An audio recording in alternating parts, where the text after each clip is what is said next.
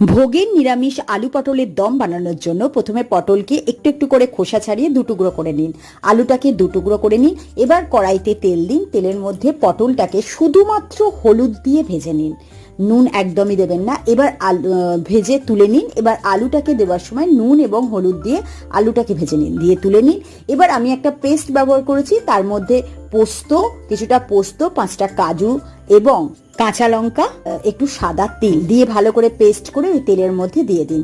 একটু কষতে থাকুন, তারপর একটু চাপা দিয়ে দিন, তাহলে দেখবেন যে তেলটা একটু ছেড়ে এসছে। এরপর এর মধ্যে দিয়ে দিন ধনে জিরে গুঁড়ো, কাশ্মীরি লঙ্কার গুঁড়ো, হলুদ, নুন এবং চিনি।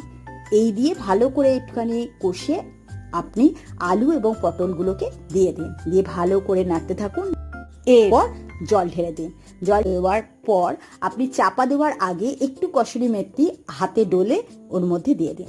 রেডি হয়ে যাবে আলু পটলের